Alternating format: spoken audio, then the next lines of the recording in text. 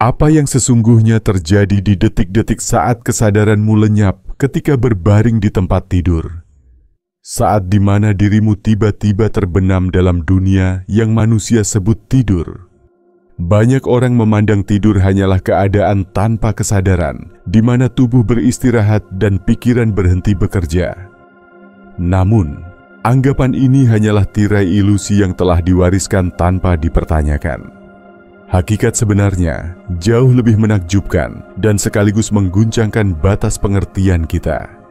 Saat matamu terpejam, napas mulai melambat, otot-otot melepas tegang, dan rasa mengantuk membawamu pada kehampaan. Sesungguhnya fenomena dahsyat sedang terjadi. Bukan arwahmu yang tertidur, ia justru tengah mempersiapkan perjalanan terpenting dalam harimu. Fenomena menghilangnya kesadaran itu sejatinya adalah perpindahan kesadaran dari sarana jasmani ke wahana yang jauh lebih halus dan bertenaga. Dalam rentang waktu sekitar 8 jam, ketika kesadaran ragamu nonaktif, rohmu justru sedang sangat aktif. Ia mengembara, memahami, berjumpa, dan bersentuhan dengan dimensi yang takkan mampu dicerna nalar sadar manusia saat bangun. Renungkanlah, lebih dari sepertiga hidup kita habis untuk tidur. Andai kau berumur 75 tahun, berarti 25 tahun dijalani dalam keadaan tidur. Mustahil alam membuang waktu sebanyak itu hanya untuk sekadar mengembalikan tenaga fisik.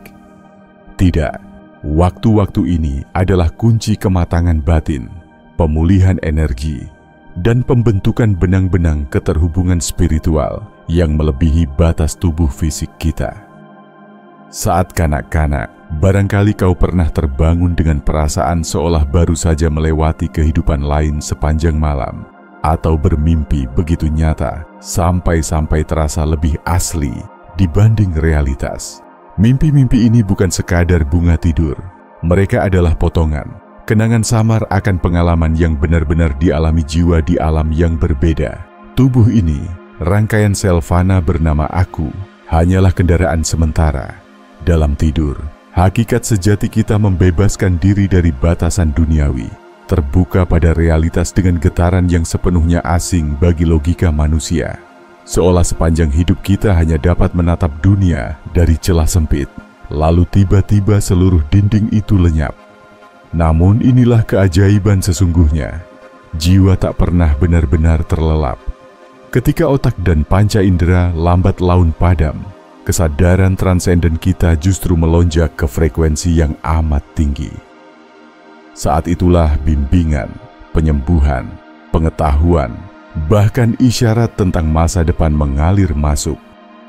Kenapa kadang kita mendadak tahu jawaban atas masalah pelik saat baru terbangun, atau merasakan firasat kuat atas sesuatu yang wajib dijalani? Itu bukan kebetulan. Jiwa telah mengakses pengetahuan melampaui batas pikiran biasa. Ketika tidur, sekat-sekat realitas fisik menguap dan penglihatan batinmu menjadi sangat jernih, menembus kelima indera. Bayangkan bila setiap malam kau sadar bahwa dirimu terkoneksi pada perpustakaan semesta, dapat bertemu dengan makhluk agung, menerima penyembuhan energi mendalam, bahkan memengaruhi potensi masa depan. Bayangkan jika 8 jam ketidaksadaran justru menjadi lembaran loncatan evolusi jiwa. Sebenarnya inilah yang berlangsung setiap malam, entah disadari atau tidak.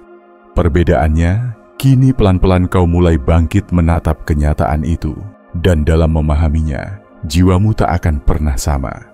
Apa yang terjadi ketika jiwa terpisah dari raganya selama tidur akan merombak seluruh pemahaman kita tentang kesadaran manusia. Pemisahan ini bermula dalam momen-momen tertentu saat ragamu akan terlelap, detik ketika kau seperti jatuh, melayang, atau tenggelam ke dalam kasur. Sensasi itu bukan sekadar perasaan jasmania, melainkan saat nyata di mana jiwamu mulai melepaskan diri dari sangkar tubuh. Prosesnya bertahap. Pertama, kesadaran melepaskan keterikatan pada kelima indera, suara sekitar, suhu pada kulit, berat badan di atas ranjang, semuanya seperti ditekan perlahan, layaknya volume suara diturunkan.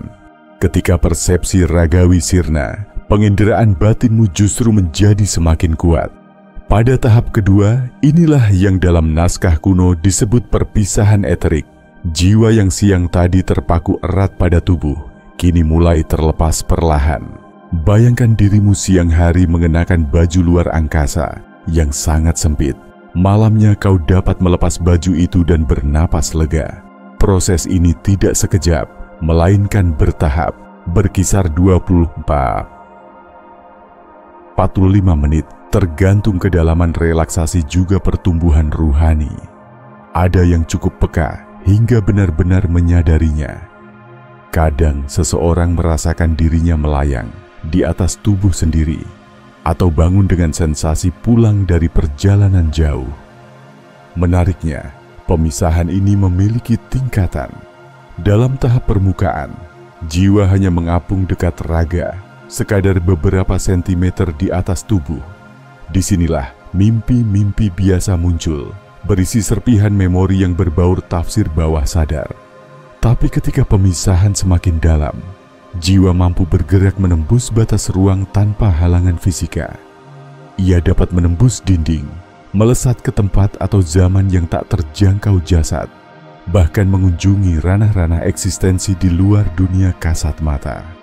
Banyak pelaku sadar melaporkan mimpi di mana mereka terbang, meloncat realitas, berpetualang di cara yang melampaui hukum dunia. Itu sejatinya bukan mimpi, namun cuplikan pengalaman nyata yang dialami jiwa selama mengembara. Ada pula fenomena luar biasa, pelebaran cakrawala kesadaran. Lepas dari batasan otak, jiwa mampu mengakses hal-hal yang selama ini tersembunyi. Entah itu ingatan kehidupan lampau, warsa depan, atau komunikasi tanpa kata dengan roh lain. Meski demikian, benang tak kasat mata tetap mengikat jiwa ke tubuh, dikenal sebagai tali perak. Tali energi ini seperti jalur pengaman, memastikan kita tak tersesat dan senantiasa dapat kembali ke raga. Sebagian orang telah berlatih untuk menjalani pemisahan ini secara sadar, dengan meditasi, teknik napas, pengendalian batin. Tidur pun berubah menjadi perjalanan spiritual yang dirancang sendiri. Namun kualitas pengalaman ini sangat tergantung pada kondisi emosional dan batin sepanjang hari. Tidur dengan dendam, gelisah, atau takut. Jiwa membawa serta energi-energi itu dan dapat menghadirkan pengalaman kurang menyenangkan. Sebaliknya, menanam damai, syukur, serta kasih akan membuka pintu pertumbuhan dan penyembuhan malam hari. Jangan abaikan pula tempat tidurmu. Lingkungan bermuatan listrik, benda-benda berenergi buruk, atau ruang yang penuh konflik emosional bisa mengganggu jalannya pemisahan jiwa. Tak heran jika tradisi spiritual selalu menekankan pentingnya membersihkan ruang istirahat sebelum tidur. Intisarinya, pemisahan jiwa bukan peristiwa langka atau hak istimewa segelintir manusia. Ia berlangsung bagi setiap insan tiap malamnya. Hanya saja, tingkat kesadaran atas proses ini berbeda. Ada yang sekadar membawa serpihan ingatan, ada yang bangun dengan firasat mendalam, sementara segelintir dapat mempertahankan kesadaran penuh saat proses terjadi. Ketika jiwa terpisah, ia tak sekadar mengembara secara acak. Ada 3 alam utama yang dijelajahi, masing-masing memiliki hukum, kehidupan, dan peluang unik. Menyelami keberadaan ketiga ranah ini akan membuka rahasia tidur yang sesungguhnya. Alam pertama ialah lapisan eterik fisik, frekuensinya begitu dekat dengan dunia jasmani kita. Rasanya seperti versi meluas dari kenyataan. Hukum fisika masih berlaku, namun jadi lebih lentur. Di tingkat ini, kau masih dapat mengenali rumah, keluarga, atau peristiwa yang akrab, meski dengan kehampaan tertentu. Disinilah mimpi-mimpi paling biasa terjadi, seperti mengalami kejadian yang mungkin sungguh-sungguh terjadi, namun ada sentuhan keanehan. Misalnya rumah masa kecilmu tiba-tiba memiliki lorong yang tak pernah ada, atau berbincang dengan teman lama di tempat mustahil. Ini disebabkan roh berkelana di versi eterik dari ruang dan orang yang kau kenal. Kerap pula terjadi perjumpaan dengan jiwa-jiwa lain yang sedang tidur. Pernahkah bermimpi tentang seseorang, lalu esoknya ia mengaku bermimpi tentangmu? Bukan kebetulan, kau dan dia benar-benar bertemu di alam eterik, mengalami kejadian nyata meski ragawi terpisah. Alam kedua ialah astral menengah. Disinilah semuanya menjadi lebih ajaib dan kompleks. Legion batin dipenuhi getaran emosi, keinginan, serta pikiran. Di sini, segala cipta terjadi seketika, membayangkan suatu tempat. Seketika sudah di sana, menginginkan sesuatu segera terwujud. Alam astral menampilkan petualangan seru, mimpi-mimpi heroik hingga mimpi buruk menghadapi makhluk menakutkan.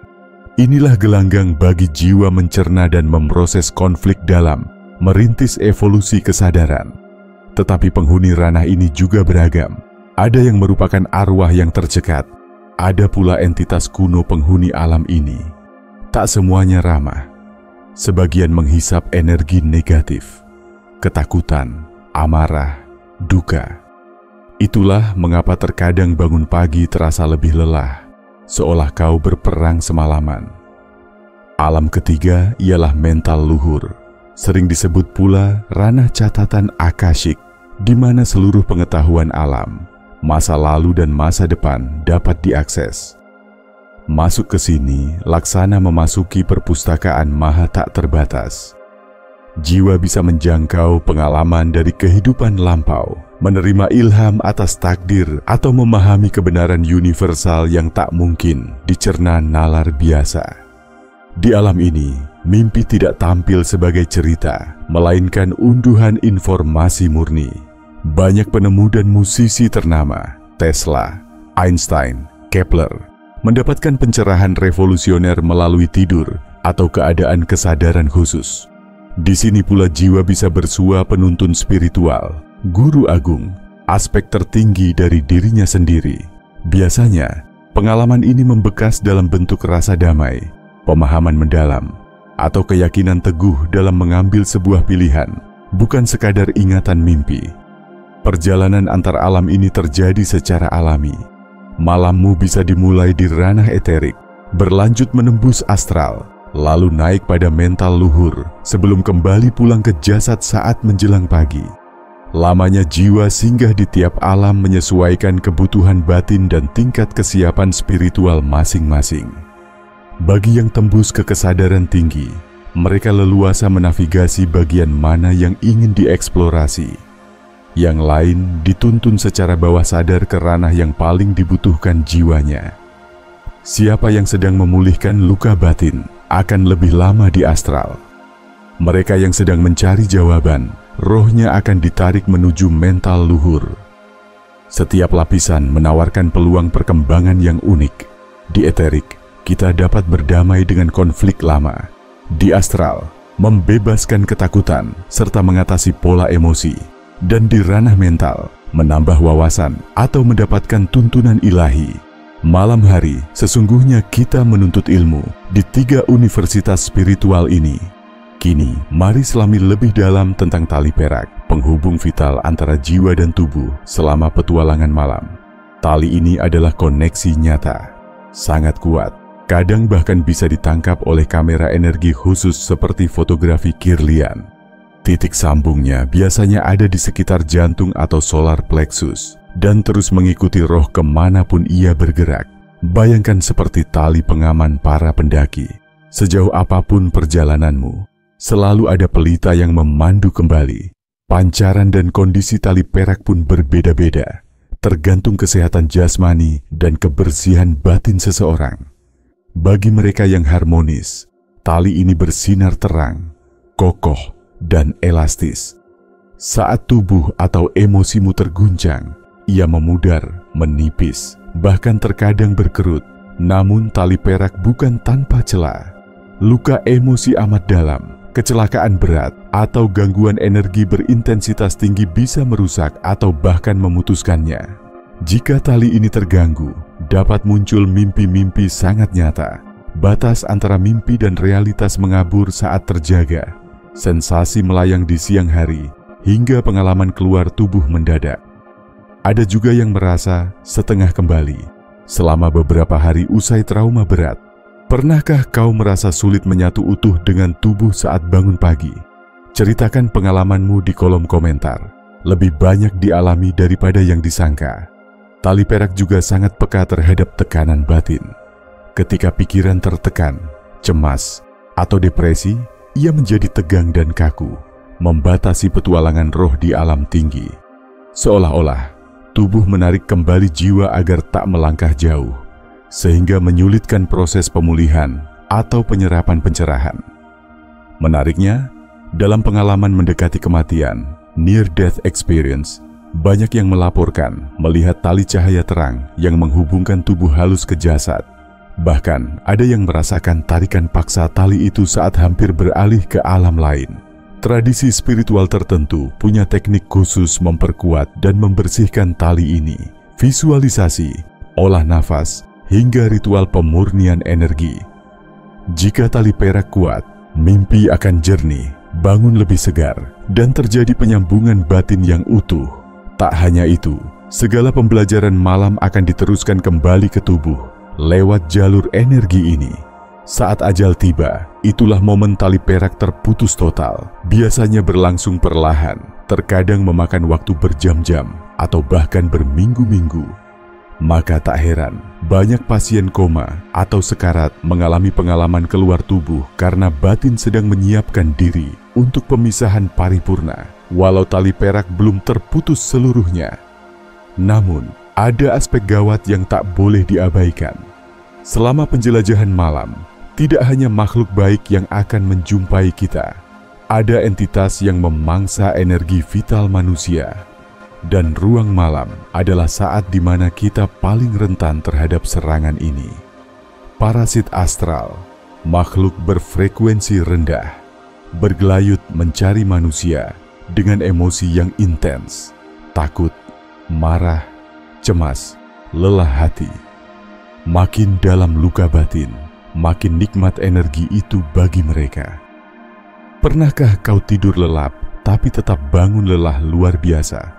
Seolah telah menempuh perjalanan berat, atau mimpi buruk jelas yang membuatmu takut tertidur. Ini bisa jadi tanda bahwa energimu dipanen oleh parasit astral. Entitas seperti ini sangat lihai dalam memancing emosi.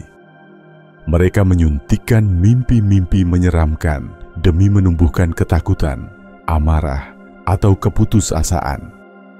Lebih jauh, ada golongan vampir energi, makhluk yang bukan sekadar menghisap amarah atau duka, tapi benar-benar menyedot sumber kehidupanmu langsung.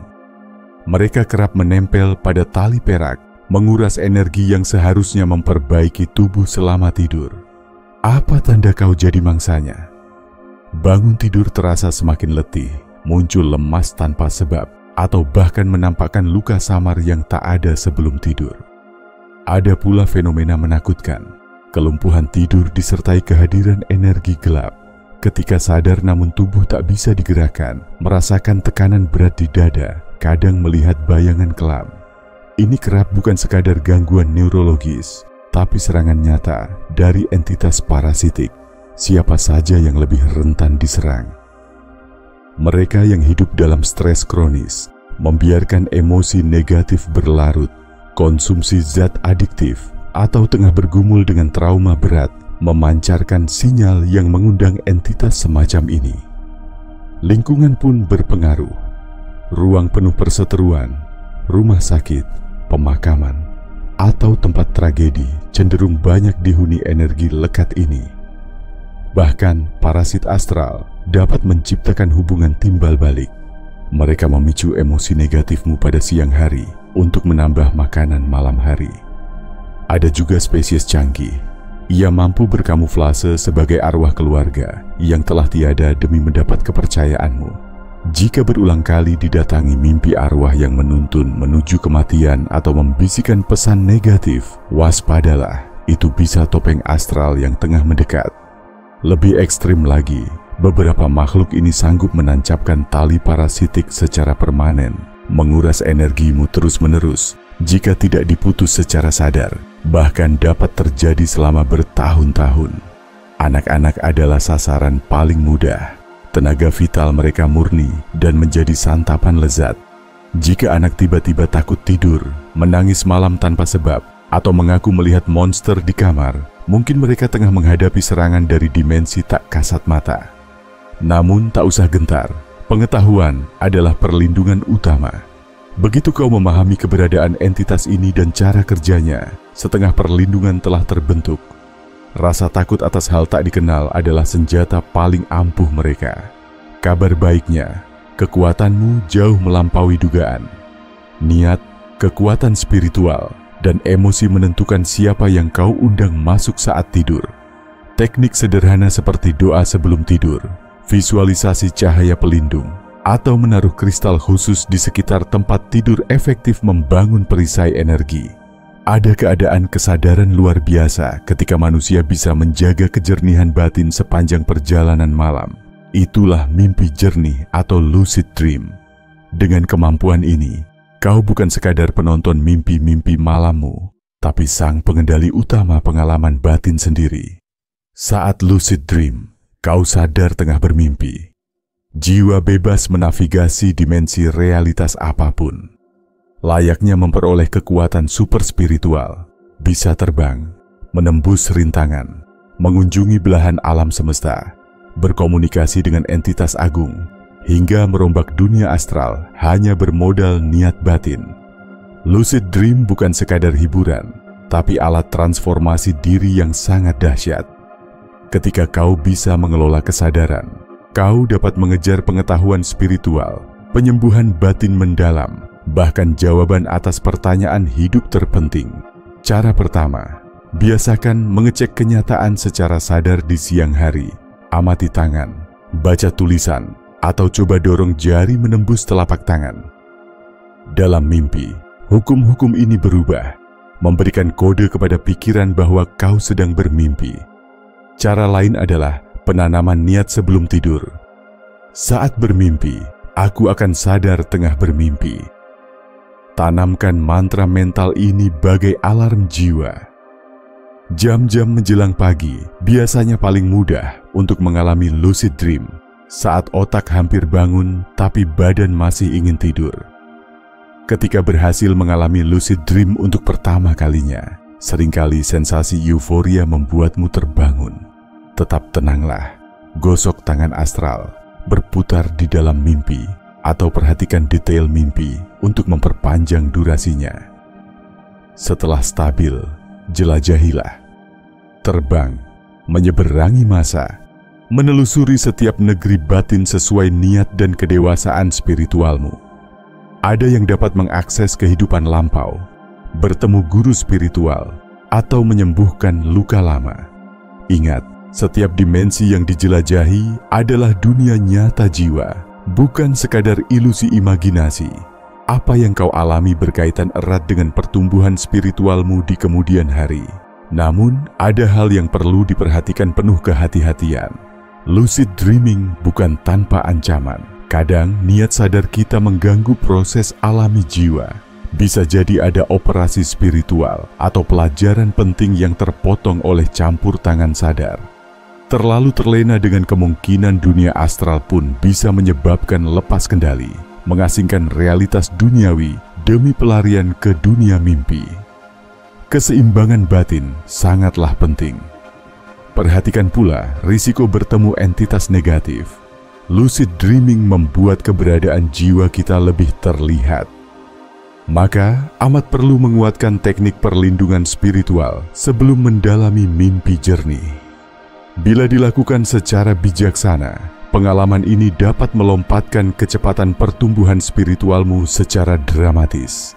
Mencari penuntun ilahi, meminta penyembuhan luka hati, atau menggali sisi-sisi tersembunyi dalam batin bawah sadar. Salah satu pengalaman paling dahsyat adalah bertemu diri suci, aspek tertinggi dari rohmu sendiri. Pertemuan dengan diri lebih tinggi akan memberikan pemahaman tentang misi hidup, bakat tersembunyi, dan tujuan jiwa. Banyak pula yang memanfaatkan lucid dream untuk melatih keterampilan atau menuntaskan trauma, mengulang situasi menyakitkan dari perspektif berbeda, mempraktekkan pengampunan, hingga latihan presentasi sebelum menjalaninya di dunia nyata. Pengembangan lucid dream seperti benih yang perlu kasih dan konsistensi. Ada yang cepat menuai hasil, ada pula yang butuh waktu lebih lama. Yang utama adalah menjaga niat bersih dan terus berlatih. Setiap detik kejernihan adalah langkah menuju penguasaan diri. Saat jiwa berhasil mengelola tidur jernih, kamu akan memandang waktu tidur sebagai harta, bukan waktu yang terbuang. Maka sebelum menutup mata malam ini, pertimbangkan cara-cara perlindungan jiwa. Perlindungan spiritual di waktu tidur bukan pilihan, melainkan kebutuhan utama bagi siapapun yang ingin mengalami petualangan batin dengan selamat. Langkah pertama, bersihkan energi ruang tidur. Kamarmu bukan sekadar ruang fisik, tapi gerbang spirit yang bisa mengundang atau menolak beragam makhluk halus.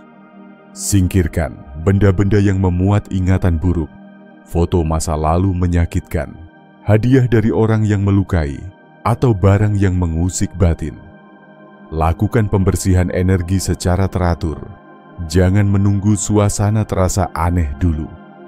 Bisa menggunakan dupa sage putih, air garam yang disemprotkan ke sudut ruangan, atau cukup membuka jendela untuk mengundang udara segar. Praktik sederhana ini menyingkirkan energi pengap dan membuka ruang bagi pengalaman spiritual positif. Kristal pelindung terbukti ampuh membentuk perisai energi malam. Amethyst, rose quartz, black tourmaline, dan obsidian. Pilih yang sesuai kebutuhan, letakkan di 4 penjuru kamar atau di sekitar tempat tidur, membangun lingkaran pertahanan. Namun, perisai terkuat selalu berasal dari dalam dirimu sendiri. Sebelum tidur, bersihkan energi diri melalui meditasi visualisasi cahaya putih cemerlang yang membalut tubuhmu dari kepala hingga kaki. Bayangkan cahayanya begitu terang hingga tak ada celah untuk kegelapan. Bertahanlah dalam visualisasi ini minimal 5 menit. Benar-benar meresapi kehangatan perlindungan Tuhan. Doa, bagaimanapun keyakinanmu, adalah teknologi perlindungan tertua dalam sejarah manusia. Menghubungkan diri pada kekuatan ilahi sebelum tidur membangun benteng energi tiada tanding. Ucapkan doa sesuai keyakinan atau rangkai sendiri.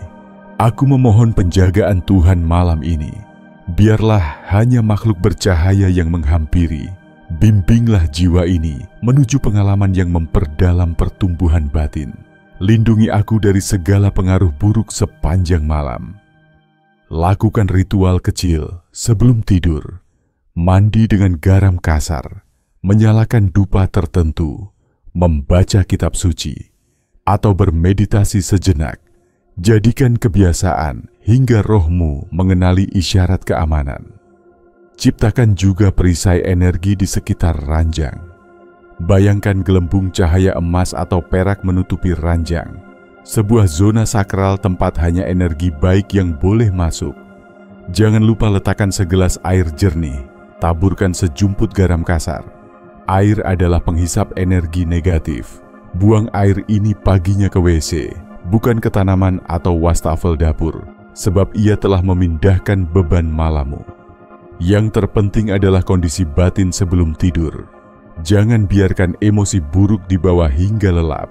Jika suasana hati keruh, lakukan pembersihan batin. Maafkan, lepaskan beban. Syukuri 3 hal baik yang terjadi hari itu. Rasa syukur adalah frekuensi pelindung terbaik. Makhluk parasit tak sanggup menembusnya. Jauhi horor, berita buruk, atau pertengkaran sebelum tidur, sebab itu menurunkan getaran dan mengundang pengalaman kurang menyenangkan. Pilih bacaan inspiratif, musik lembut, atau duduk tenang menatap bintang. Jika menyadari diri sedang mendapat gangguan, ucapkan dalam batin dengan keyakinan penuh, "Aku cahaya, aku cinta, aku terlindungi." Ucapan ini, bila ditanamkan sepenuh jiwa, sanggup membuyarkan serangan energi apapun. Ingatlah, kekuatanmu selalu lebih besar dari makhluk manapun yang mencoba mendekat. hanya ketakutan yang membuatmu mudah dicapai. Kini kita berada di ambang pengetahuan paling penting dalam perjalanan ini. Tidak ada yang kebetulan. Kau bertemu informasi ini tepat di titik perubahan besar peradaban manusia. Transformasi planet tengah berlangsung, dan pengetahuan tentang perjalanan jiwa pada malam hari kini tengah diungkapkan demi satu tujuan, kebangkitan kolektif.